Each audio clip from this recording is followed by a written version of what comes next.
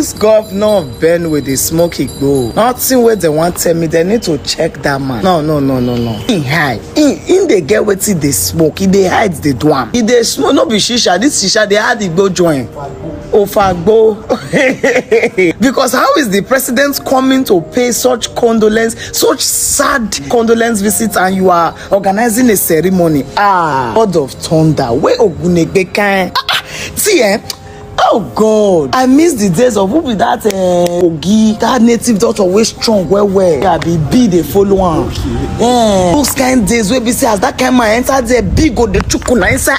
200 people dead. You are coming to come and do ceremony for who wants to come and tell you sorry. This kind of twerking is epic twerking. You are twerking non-stop for Tinubu. This twerking is becoming disgusting. So your people, the people that lost their family members, will watch you set canopy, organize a party for the president. Shoulder to shoulder, colorful parade. Kai! I know, enough in Bibini. You get see and Benin people. Casket of the see, now the casket don't carry the dead body coming too now. Surplus for road. Worry you. Well, worry you. Let me just breathe down. But see, until Nigerian people stand up and say enough of this bullshit. I keep saying is these motherfuckers will not stop. But they go there now, go they visit. And they see say military don't go, police don't go, IGP don't go, president they're ready to go. Say Bible going to visit them. Hope you people are resolving the conflicts there, because protection of life and property is paramount. That is the fundamental responsibility of government. Primary responsibility. Some people they carry brokers up and down. They find who you want chase clouds with. You they find victims where you want chase, because most of you now are cloud chasers. Sorry, I don't mean to. This video was not supposed to go this way. Sorry, sir. Hey, Nigeria is such a big crime scene, a heartbreaking crime scene. Mr. Governor, if this is what you are planning, you should be so ashamed of yourself. And I blame the Benue people for allowing you to do this. I'm not inciting violence, so I'm just saying they have a right to say no, and you will not have anything to do. Look on someone to end the video. Verse for my body. Good evening, trenches. I should carry. And I think that would make some very good common sense. But where you have people who just decide to wake up because of sentiments and emotions that are attached, to what is happening with us and within us, I think we'll be rendering ourselves a bit more vulnerable.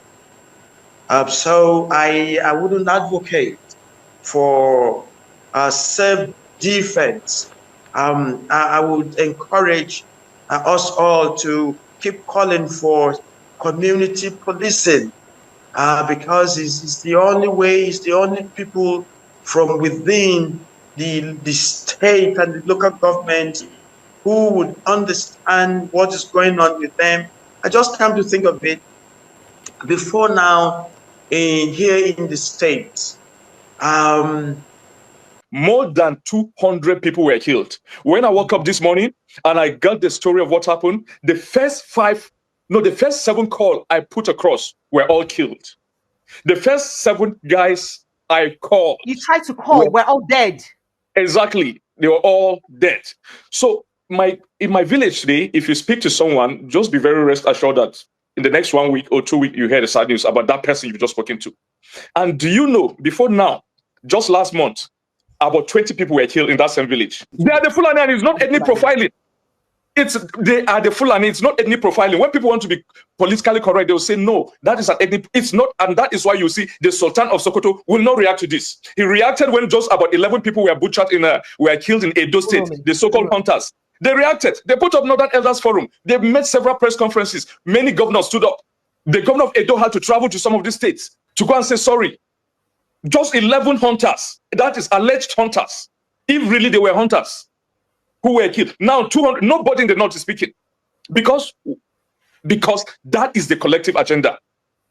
Jihad and the complete takeover of the land of our people. And let me tell you, so I'm saying it authoritatively. I'm an authority in this area.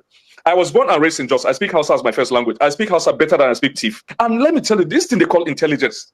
We are the sources of this intelligence. The government sometimes use the narrative of intelligence to confuse you, as if what they know is different. They know exactly what we know, or we even know better. Because we are the sources of this intelligence. many of my friends from the adjoining villages in Nasarawa State who are of different ethnic group other than the Fulanis. Anytime the Fulanis are mobilizing, like this attack, they told us day before yesterday. We communicated to the security force. Nothing has been done. They communicated to us. No, just hold on, because this is too much to rush. I'm sorry. Are you saying that you got an intelligence report as a civilian? Your Yes. community had an intelligence report about this particular attack that killed over 200 people, and you. My sister, do you know the funny thing? It is no longer secret. It's just like the secret cultism in Nigeria. They gathered their AK-47 in a community called Giza in Nasarawa State, in the boundary between Nasarawa and Benue, in Giza and Kadorko. All our friends from there, and they come out in the open with their this and they hold a meeting openly. You know, they are going to strike in Hirota, and then some people begin to beat them farewell. Allah ikekulafia, Allah ikekulafia. May God take you safely. May God take you safely. Yes, they came in more than 100 bites. Listen, but that is how your country has degenerated. That these things are done in broad daylight. It has degenerated. And let me tell you, let me also shock you. About 7 soldiers, I'm saying it as it is, about 7 soldiers joined them from the Giza, the community, adjoining my own village. They arrested one who uttered all this, made this confession. He said some of the soldiers from Giza trained them of Fulani ethnic stock, and they joined them. They commandeered the whole thing. So what they did yesterday was extremely tactical and strategic with military precision. Right now, there are a lot of tea villages in my council ward that will be taken over by Fulani. They take over not just for grazing, but for proper settlement. You go to these villages today, you find even their kids crawling, small kids who are yet to start walking. They brought them, you know, their families, occupying thief homes, thief houses, which are still standing, occupying those houses. And they have their kids there, not just their cattle. So it's not all about open grazing prohibition. It's about total takeover of the land. Now, from my own view, what I have observed, 2 basic things, or 3 basic things. One, issue of land, indigenous, non-indigenous, critical, which is political. That is supposed to be sorted out politically.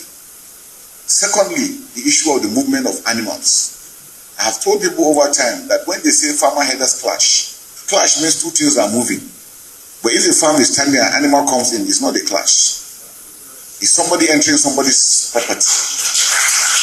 So we must find solutions to how, which means if the animals don't move, we don't have issues. Now again, because of that, again, we have issues of rustling of animals. Which means if we don't even rustle animals again that are moving, again, there won't be most of this problem happening. So those are the 3 critical aspects that we must be able to address clearly.